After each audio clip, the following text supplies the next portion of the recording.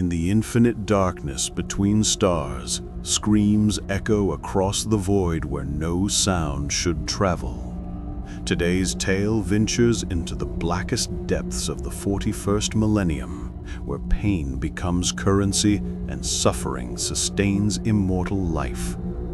We follow the crew of the Imperial Navy frigate Righteous Fury as they respond to a distress beacon that should never have reached Imperial space, a signal that will drag them into the most horrifying discovery in their service to the Emperor. If tales of cosmic horror and the galaxy's darkest secrets grip your soul, hit that subscribe button. The Emperor protects those who bear witness to his enemy's true nature. Captain Thaddeus Vex had served the Imperial Navy for 37 years, long enough to recognize when something felt fundamentally wrong. The distress beacon pulsing through the Righteous Fury's auger arrays carried the proper authentication codes of the merchant vessel Golden Prosperity, reported missing 3 months prior while carrying a cargo of rare minerals from the Tertius Mining Consortium. Standard Imperial protocol demanded investigation, but everything about this signal violated the natural order of the void. "Captain," reported Augur Adept Cassius, his mechadendrite tendrils dancing across runic displays. "The beacon's source is peculiar. The signal strength suggests the vessel is intact, but thermal scans indicate massive energy expenditure inconsistent with a ship in distress." Vex studied the tactical display, noting how the merchant vessel drifted in the shadow of a dead asteroid. The Golden Prosperity appeared undamaged from their current distance, its hull showing no signs of battle damage or system failure. Yet something about the ship's perfect condition sent ice through his veins. In 3 decades of void service, Vex had learned that ships didn't simply survive intact in the darkness between Imperial worlds. "Life signs?" he inquired, though part of him dreaded the answer. "Numerous, sir. Perhaps too numerous for a merchant crew of 40 souls." The bridge fell silent except for the eternal hum of the plasma drives. Vex's executive officer, Commander Helena Court, moved beside him with the fluid grace of a veteran void officer. Her augmatic eye whirred softly as it focused on the display. "Standing orders require us to investigate, Captain. The Golden Prosperity carried enough rare earth minerals to supply 3 forge worlds." "Aye, but look at those energy readings," Vex murmured, his experienced eye catching details that troubled him. "A merchant vessel shouldn't be drawing that much power. And those life signs, they're not distributed like a crew. They're concentrated in the cargo holds." Senior Tech Priest Valdris emerged from his communion with the ship's machine spirits, his vox grill crackling with static. "The Omnisia whispers warnings, Captain. The energy patterns match no known Imperial technology. There is Xenos taint in those readings." The word hung in the recycled air like a curse. Xenos' presence in Imperial space meant threat levels that could escalate beyond their small frigate's capability to handle. Yet Imperial law remained absolute. No distress beacon could go unanswered, no Imperial citizen abandoned to alien predation. "Prep a boarding party," Vex commanded, his voice carrying the weight of inevitable decision. "Full combat gear, Auspex scanners, Vox units with maximum range. If this is Xenos work, we'll need to document everything for the Inquisition." Commander Court assembled the boarding team with professional efficiency.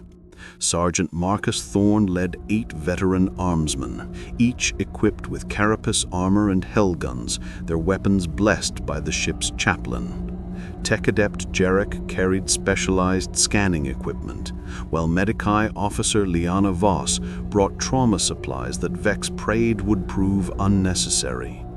As the boarding torpedo Emperor's Will launched toward the silent merchant vessel, Vex remained on the bridge, watching through the torpedo's pict feeds. The Golden Prosperity grew larger in their displays, its familiar imperial architecture somehow wrong in the void's embrace. Running lights flickered in patterns that hurt to watch directly, and shadows moved within the ship's corridors where no crew should walk. "Torpedo docking successful," reported the pilot's voice through crackling Vox transmission. "Boarding party reports, Captain, they say the airlock opened before they arrived. Someone was waiting for them." The implications struck Vex like a physical blow.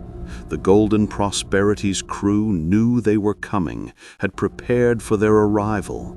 But merchant sailors didn't possess the skill or equipment to detect approaching Imperial naval vessels, unless they weren't merchant sailors anymore.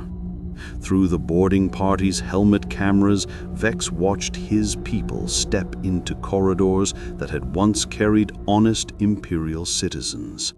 Now those same passages pulsed with bioluminescent growths that cast everything in sickly purple light. The walls themselves seemed to breathe, organic modifications grafted onto Imperial steel with surgical precision. Sergeant Thorne's voice crackled through the Vox. "Captain, you need to see this. The cargo hold. Emperor, preserve us. What they've done here defies comprehension." The boarding party's helmet feeds transmitted images that violated every principle of Imperial engineering. What had once been the Golden Prosperity's main cargo hold now resembled a living cathedral of agony, its steel bulkheads replaced with organic architecture that pulsed with alien vitality. Veins of dark metal threaded through flesh-like walls, carrying substances that glowed with malevolent energy. Sergeant Thorne's breathing echoed through the Vox as his team advanced deeper into the transformed vessel.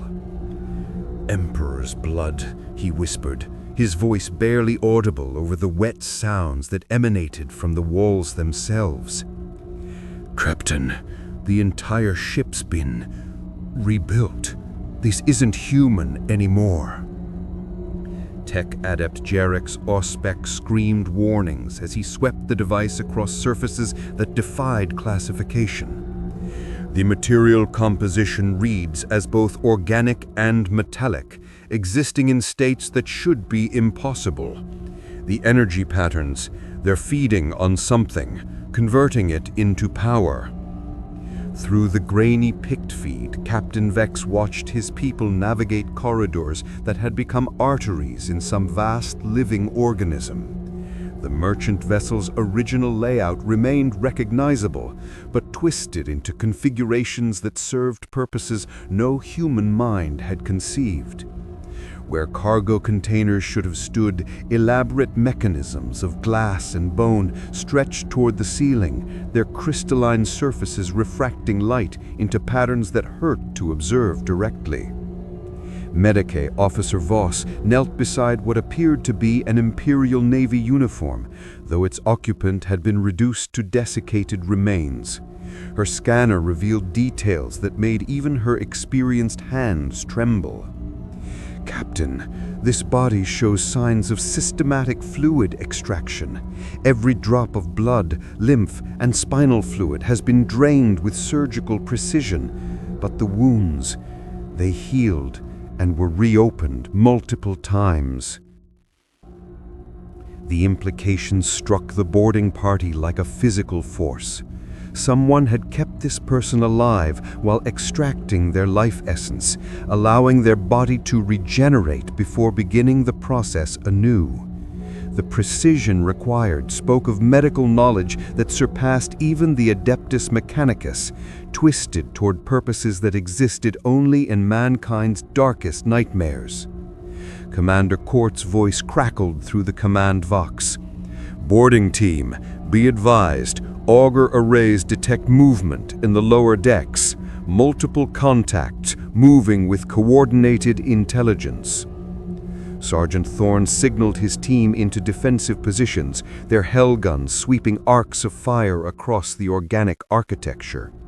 The bioluminescent growths pulsed brighter in response, as if feeding on their fear and tension.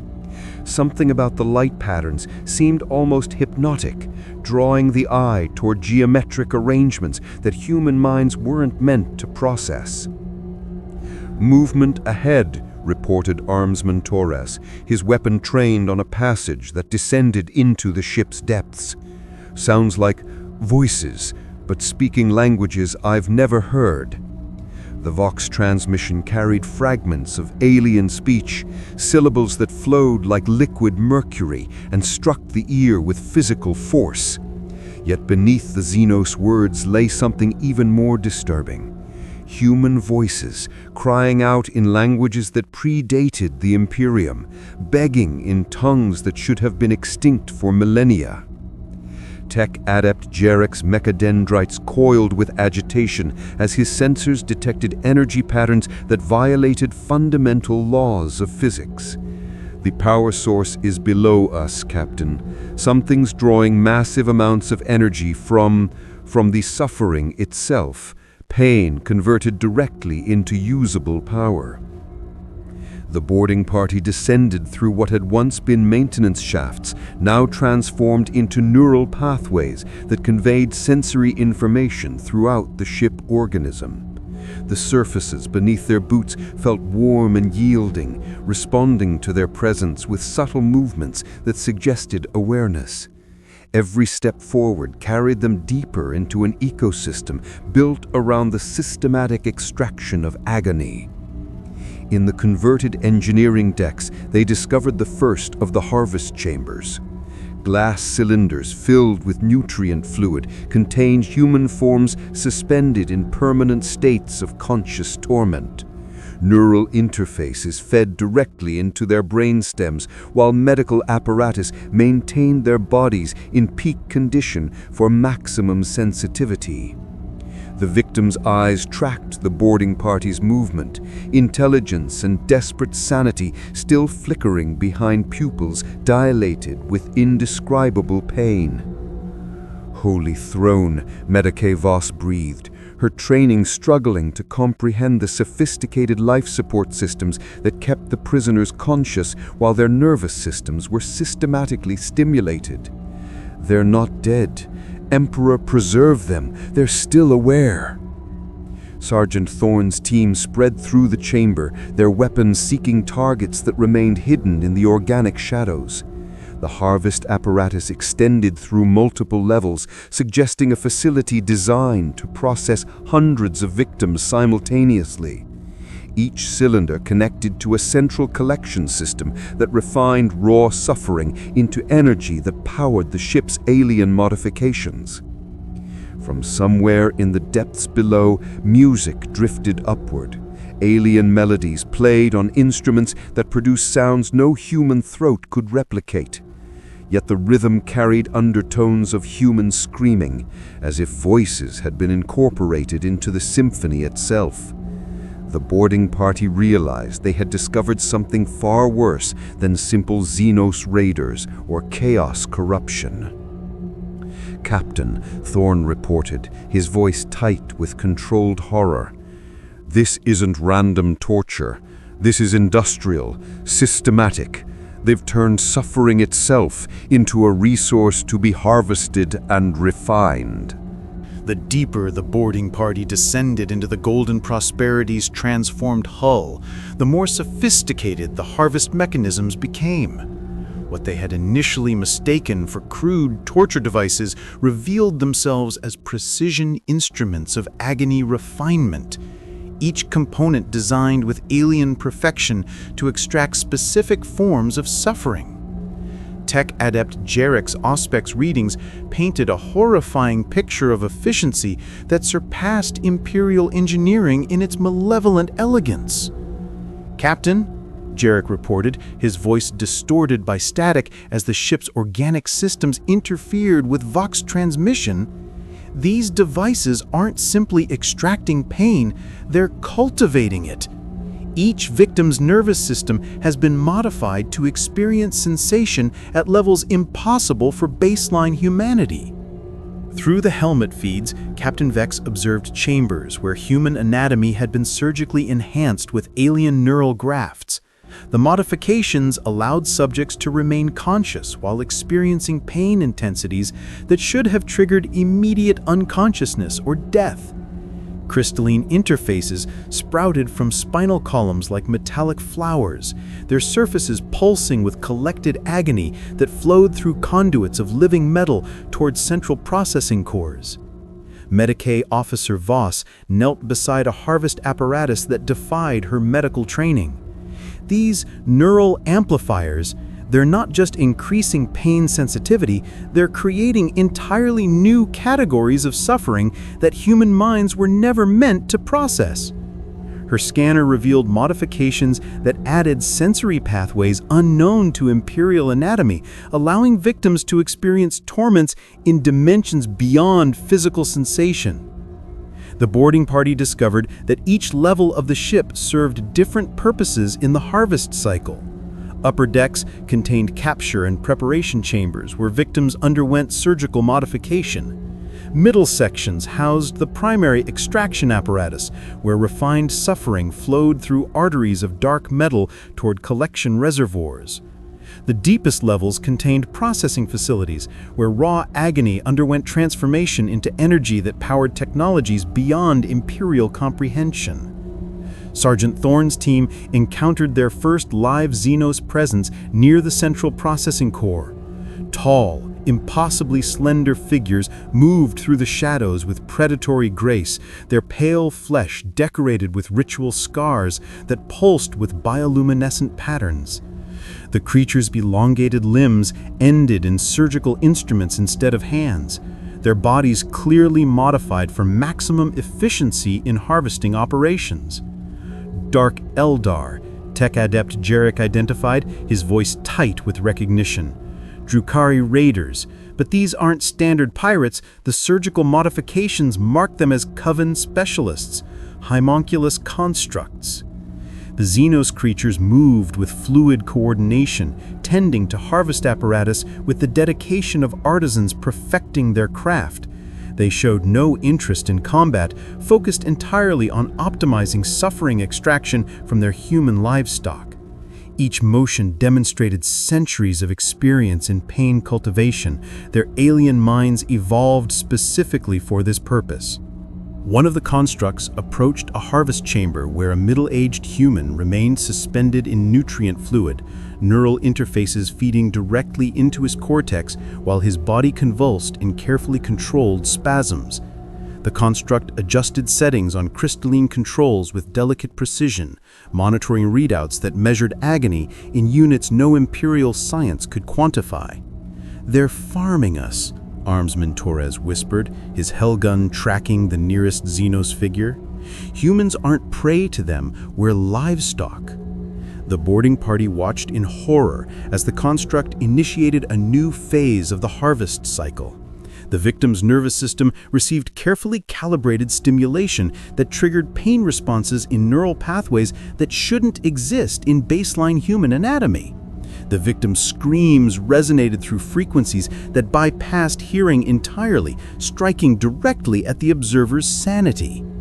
Energy flowed from the harvest chamber through conduits that carried refined suffering toward the ship's power core. The Drukhari construct monitored the process with scientific detachment, adjusting parameters to maximize yield while ensuring the subject remained conscious and capable of experiencing every nuance of torment. The precision required spoke of knowledge accumulated through millennia of systematic experimentation on captured prey. Through deeper corridors, the boarding party discovered evidence of the Golden Prosperity's original fate.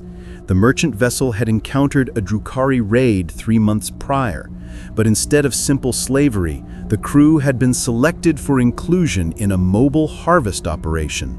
The ship itself had been transformed into a traveling laboratory where Coven specialists could perfect new techniques of agony extraction while remaining mobile within Imperial space. "Captain," reported Sergeant Thorne, his voice barely steady, "we have found the ship's original crew manifest. 40 merchant sailors, but there are over 200 victims in these chambers. They've been collecting humans from across multiple systems." The implications struck Captain Vex with the force of revelation. The Golden Prosperity represented more than a single raid. It was part of a systematic harvesting operation targeting Imperial space. The Drukhari had evolved beyond simple piracy, creating mobile facilities that could process human suffering while avoiding Imperial detection. In the ship's transformed bridge, alien displays showed star charts marking dozens of Imperial worlds with symbols that indicated harvest potential. The Drukhari had been studying human populations across entire sectors, identifying optimal targets for their mobile laboratories. Each marked system represented thousands of potential victims for their refined torture operations. The boarding party's horror deepened as they discovered the systematic nature of the Drukhari's psychological torment. In chambers beyond the physical harvest apparatus, they found victims whose bodies remained unharmed, but whose minds had been fractured through techniques that violated every principle of sanity. Here, the Dark Eldar had perfected the art of extracting suffering from consciousness itself, creating torments that existed purely within the realm of thought and memory. Medicae Officer Voss approached a series of crystalline pods where humans floated in clear suspension fluid, their faces contorted, not with physical pain, but with expressions of absolute existential terror.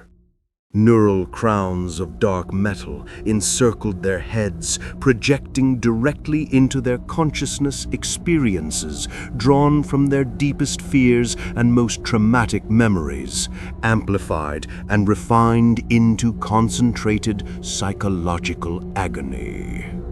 "They're living through their worst nightmares," she reported, her scanner detecting brain activity patterns that should have been impossible to sustain.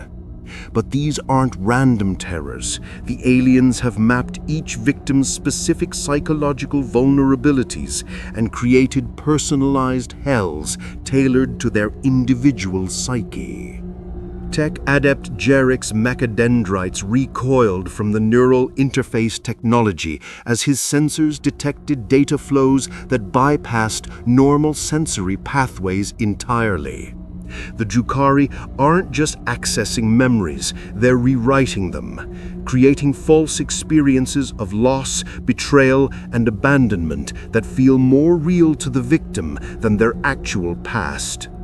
Through his helmet feed, Sergeant Thorne observed one victim experiencing what appeared to be the death of his children who, according to the ship's records, were actually safe on their homeworld. But the neural projections had convinced the man's mind that he had failed to protect them, that their suffering was his fault, creating guilt so profound that his screams transcended physical expression entirely. The psychological harvest chambers revealed the true sophistication of Drukhari pain cultivation, where physical torment eventually diminished through nerve damage or unconsciousness. Mental anguish could be perpetually renewed by manipulating memory and perception. Each victim existed in personalized realities where their greatest fears played out in endless variations, generating suffering that fed directly into the ship's power systems. "Captain," reported Armsman Kellis, his voice tight with barely contained madness, "one of them is awake. She's trying to speak." The boarding party approached a pod where a young woman's eyes tracked their movement with desperate intelligence. Her lips moved silently behind the breathing apparatus, forming words that carried the weight of inconceivable experience. When Tech Adept Jarek adjusted his vox grill to amplify her whispers, her voice emerged like the sound of sanity breaking. They showed me my homeworld burning, my family screaming my name as they died, over and over for months, but it feels like centuries. I know it's not real, but my heart doesn't. My soul doesn't. They make you feel the guilt as if you actually failed them. Her words dissolved into sobs that conveyed suffering beyond physical description. The woman continued, her fractured consciousness desperate to communicate the nature of her torment to minds that might still comprehend hope. They don't just hurt your body, they corrupt your love. Every happy memory becomes a source of pain because they show you losing it, failing it, betraying it. They make your own heart into a weapon against itself. Commander Court's voice crackled through the vox from the righteous fury. Boarding team, we're detecting massive power fluctuations in your sector. Something's responding to your presence. The psychological harvest chambers began pulsing with increased activity as the Drukhari constructs recognized the threat to their operation. The aliens moved with fluid coordination, activating systems that intensified the mental torments of their victims to generate additional power for defensive measures. The prisoners' agony deepened visibly as their personalized nightmares escalated beyond previous boundaries. Through deeper passages, the boarding party discovered chambers where the psychological harvest had been refined to even more horrifying sophistication. Here, victims experienced not just personal traumas, but collective suffering, the anguish of entire worlds, the despair of civilizations facing extinction, the cosmic horror of humanity's insignificance in an indifferent universe. They're feeding them the weight of galactic despair, Tech Adept Jarek reported, his sensors detecting information flows that contained the accumulated suffering of billions of humans. The victims experience not just their own pain, but the pain of every human who has ever lived and died in anguish across the galaxy. One chamber contained a former Imperial Guard veteran whose mind had been forced to experience every battle loss in the regiment's history simultaneously. He lived through the deaths of comrades across centuries of service, feeling each loss as if it were fresh, carrying guilt for failures that occurred generations before his birth. The cumulative weight of military grief generated suffering so pure that it powered entire sections of the ship's alien systems. The boarding party realized they had discovered the ultimate refinement of Drukhari's sadism. Physical torture remained crude compared to the systematic destruction of hope, love, and meaning itself. These aliens had learned to transform the very foundations of human consciousness into sources of renewable agony, creating victims who generated their own torment through the simple act of remembering what they had lost. From the depths below, new sounds emerged, not screams of pain, but whispers of broken sanity. Voices that had surrendered to despair so complete that madness became their only refuge from the artificial realities that surrounded them. From the ship's deepest levels rose a presence that made the very air taste of surgical steel and ancient malice. The boarding party's auspex reading spiked as something approached through corridors that pulsed with organic anticipation, drawn by the disruption to its carefully orchestrated symphony of suffering. Sergeant Thorne signaled his team into defensive positions, but their weapons felt inadequate against the alien intellect that had designed this floating laboratory of agony. The homunculus emerged from shadows that seemed to bend around its form, a creature that had long ago abandoned any pretense of natural biology in favor of self-modification that served only the pursuit of perfect pain. Standing nearly 3 meters tall, its elongated frame moved with predatory grace, despite surgical alterations that had replaced entire limbs with specialized instruments of torment. Its face, once perhaps recognizably Eldar, now bore modifications that allowed it to perceive suffering across spectrums invisible to baseline senses. "Greetings, monkey," the creature spoke, its voice carrying harmonics that bypassed the ear entirely to resonate within the listener's nervous system. "I am Vorthok the Flesh Weaver, and you have entered my greatest masterpiece. How delightful that you bring fresh neural patterns to study." Tech Adept Jarek's sensor screamed warnings as the homunculus radiated energy patterns that violated fundamental laws of biology. The creature's modifications included organs that could taste emotional states through chemical analysis of the air, allowing it to savor the boarding party's horror with the appreciation of a connoisseur sampling rare vintages.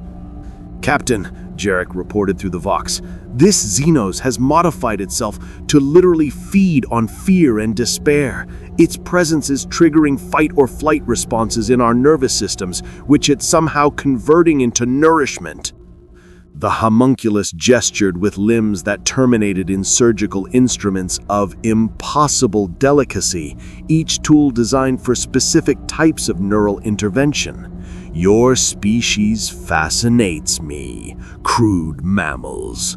Such capacity for suffering, yet so inefficiently accessed by your primitive understanding. I have spent millennia perfecting the extraction process, learning to harvest not just pain, but the existential terror that underlies human consciousness itself." Medicae Officer Voss found herself unable to look away from the creature's modifications.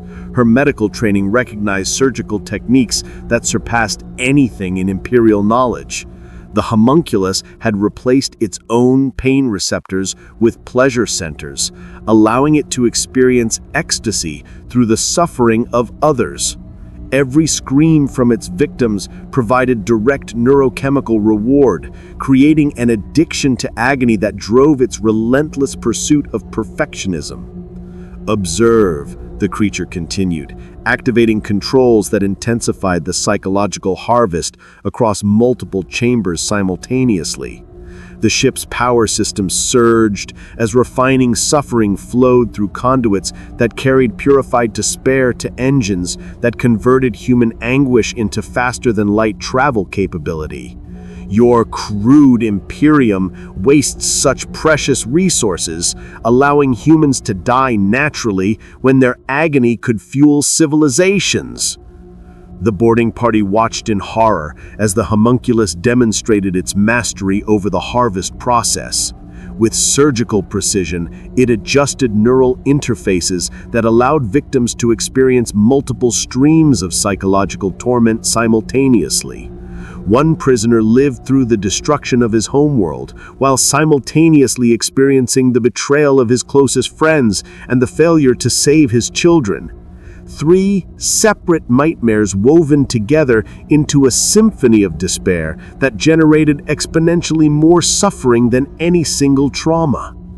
"Your emotional complexity make you ideal subjects," the homunculus explained with the detached interest of a scholar discussing research methodology.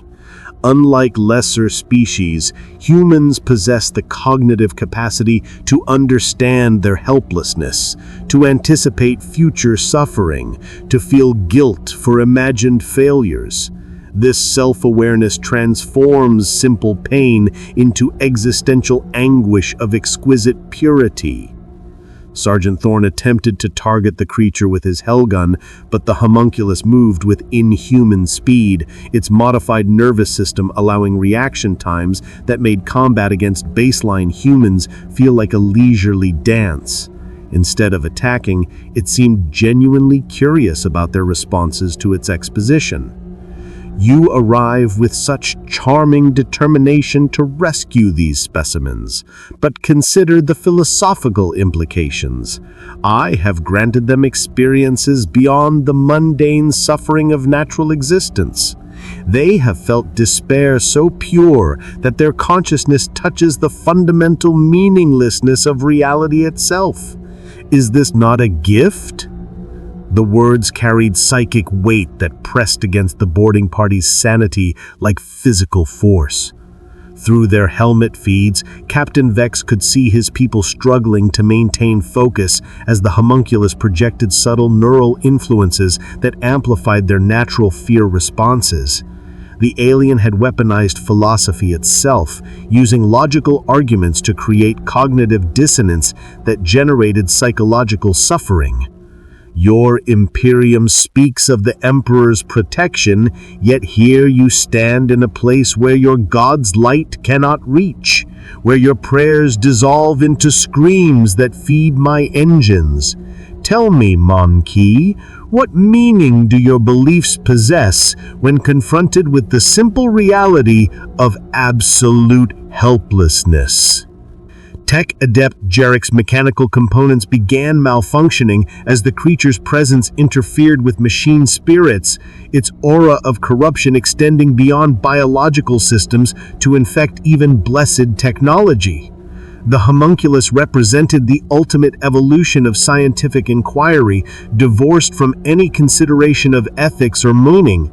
Knowledge pursued for its own sake, regardless of the cost and suffering. From chambers throughout the ship, the collective agony of hundreds of victims flowed towards the homunculus like tributaries feeding a river of despair. The creature had transformed itself into a living nexus for refined suffering, its modified consciousness capable of appreciating nuances of torment that lesser minds could never comprehend. The confrontation reached its crescendo as the homunculus revealed the true scope of its operation. With theatrical precision, it activated displays that showed the golden prosperity was merely one node in a vast network of harvest vessels operating throughout Imperial space. Dozens of similar ships drifted through the void between worlds, each one a mobile laboratory processing human suffering into the exotic energies that powered Commorragh's impossible architecture. "Behold the efficiency of true science," the creature proclaimed, its surgical instruments weaving patterns in the air that somehow made the boarding party's weapons feel heavier in their hands. "While your Imperium wastes human potential through crude labor and warfare, we transform your species' greatest evolutionary advantage, the capacity for psychological torment, into pure power." The ship's organic systems responded to their master's commands, sealing bulkheads and redirecting atmospheric flow to trap the Imperial boarding party within the harvest chambers. But the homunculus made a crucial error born of millennia of arrogance. It underestimated the desperate courage of humans facing absolute horror. Sergeant Thorne's training took over as rational thought failed him. While the alien savored its philosophical victory, he activated the melter charges his team had brought for emergency bulkhead breaches. The thermal weapons, designed to cut through starship armor, proved equally effective against the organic conduits that carried refined suffering throughout the vessel. "For the Emperor!" he roared, not in blind faith, but in furious rejection of the creature's nihilistic philosophy. The melter blast severed primary neural pathways, causing cascade failures throughout the harvest apparatus, as purified agony leaked from ruptured conduits like blood from severed arteries. The homunculus shrieked in frequencies that shattered crystalline instruments, its perfect symphony of suffering disrupted by crude Imperial sabotage. "You understand nothing. The pain you cause by destroying this work creates more anguish than you prevent." But its rage revealed the flaw in its logic. It had become so addicted to refined suffering that it could no longer function without the constant flow of processed despair. Tech adept Jarek seized the moment of alien distraction to interface directly with the ship's hybrid systems. His mechanodendrites penetrated alien interfaces, injecting virus code blessed by the Omnicia into systems that had never been designed to resist Imperial cyber warfare. "The machine spirits cry out against this abomination," he reported, as his sabotage program spread through the ship's organic networks. "I'm overloading the pain refinement processes, causing feedback loops that will destroy the harvest apparatus from within." Throughout the vessel, victims trapped in psychological nightmares suddenly found their artificial torments interrupted by system failures. For the first time in months, some experienced moments of genuine consciousness, unmarred by imposed suffering. Their confusion and hope created emotional states the ship couldn't process, causing further cascade failures in systems designed only to handle despair. Medicae Officer Voss began emergency medical procedures on victims whose neural interfaces could be safely disconnected. Her combat stims and surgical training proved adequate to free prisoners whose bodies had been maintained in perfect condition for maximum suffering extraction. These people can be saved, but they'll need extensive psychological reconstruction to separate real memories from implanted traumas. The Haemonculus attempted to adapt to the Imperial sabotage, but its own modifications had made it dependent on the suffering flow it had spent centuries perfecting. Without constant psychological nourishment, its enhanced consciousness began consuming its own modified neural tissue. The creature had become so specialized for processing external agony that it could no longer exist without victims to torment. "You think this victory meaningful?" it hissed, its surgical instruments now working frantically to perform emergency self-surgery as its enhanced biology began failing. "Commorragh contains thousands like me, each perfecting new refinements to the harvest process. Your species exists only to feed our eternal hunt for perfect suffering." But Sergeant Thorne had heard enough alien philosophy. His Hellgun found its target as the defensive speed diminished, laser rounds punching through modified flesh that had been optimized for sadistic pleasure rather than combat resilience. The Haemonculus collapsed among the wreckage of its masterpiece, its final words a mixture of alien curses and genuine bewilderment at the concept of self-sacrifice for others' benefit. The boarding party's emergency extraction unfolded with desperate efficiency. Using the ship's own modified systems against it, they overloaded power cores that had been designed to process suffering, causing feedback that began consuming the vessel from within. 37 survivors from the original crew and collected victims were evacuated to the Emperor's will, their rescue purchased with the complete destruction of the Drukhari harvest facility. As the torpedo pulled away from the dying alien ship, Captain Vex watched through the viewports as the Golden Prosperity collapsed into itself, its organic modifications consuming the vessel's original structure in fires that burned with colors unknown to Imperial science. The destruction erased evidence of Drukhari techniques that could have been used to enhance Imperial interrogation methods, but it also ensured that such knowledge would never corrupt Imperial servants. The survivors of the Golden Prosperity required months of rehabilitation aboard the Righteous Fury, their minds struggling to separate genuine memories from the personalized nightmares that had been carved into their consciousness. Medicae Officer Voss worked tirelessly with the ship's confessor to develop therapeutic techniques for treating psychological wounds that Imperial medicine had never encountered. Some victims recovered enough to resume normal lives, but others remained forever changed by their glimpse into the systematic cultivation of despair. Captain Vex filed his report with the Inquisition, knowing that the evidence of Drukhari mobile harvest operations would trigger sector-wide alerts and potentially reshape Imperial naval patrol patterns. The revelation that Dark Eldar had evolved beyond simple raiding to create traveling laboratories of suffering represented a threat escalation that demanded immediate response from the highest levels of Imperial command.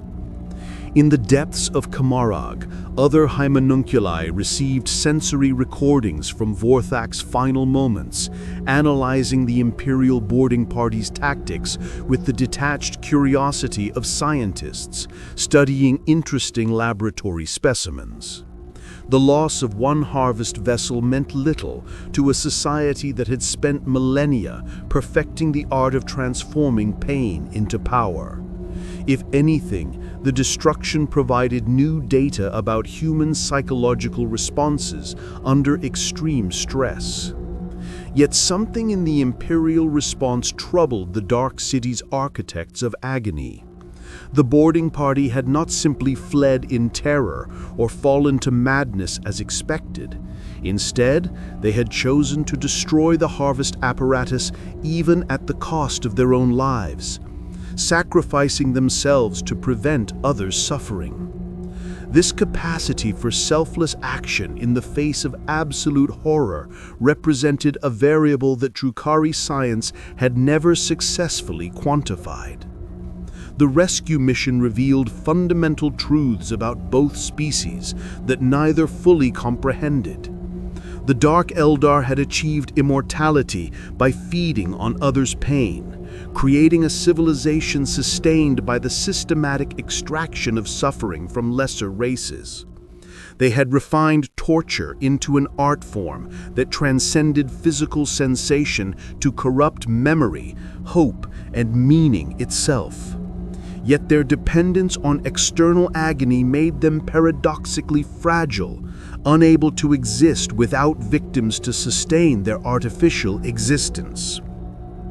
Humanity, by contrast, possessed something the Dark Eldar could taste but never truly understand: the capacity to find meaning in sacrifice, to choose others' welfare over personal survival, even when facing cosmic horror. This quality made humans ideal victims because their psychological complexity generated such rich suffering. But it also created resistance patterns that sophisticated alien sadism could not predict or control. In the weeks following the incident, Imperial naval patrols reported increased Dark Eldar activity across multiple sectors, as if the destruction of the harvest vessel had triggered some larger response from Commorragh. New distress beacons appeared in dead space between systems, each one potentially marking another mobile laboratory where human consciousness underwent systematic dismantling for the entertainment of immortal predators. The survivors' testimonies reached the highest levels of the ecclesiarchy, where theologians struggled to reconcile the existence of such systematic evil with the Emperor's supposed protection of humanity. Some found their faith strengthened by the rescue mission's success, seeing divine intervention in the boarding party's courage. Others fell into despair at the revelation that somewhere in the galaxy, unspeakable torments continued unabated in the darkness between stars. Captain Vex returned to his duties with the knowledge that his victory had been measured in dozens saved rather than thousands lost. The golden prosperity represented only one harvester among many, its destruction a single light struck against an infinite darkness. Yet he had learned that even in the face of cosmic horror, human courage could still matter. In a galaxy where pain had been weaponized and despair refined into currency, the simple act of choosing to help others retained its power to defy the void. The Emperor protects, but protection sometimes came through the willing sacrifice of those who refused to let evil proceed unopposed, even when opposition seemed hopeless and resistance meaningless. In the end, that refusal to surrender meaning itself became humanity's greatest weapon against the darkness that sought to consume not just their bodies, but their souls.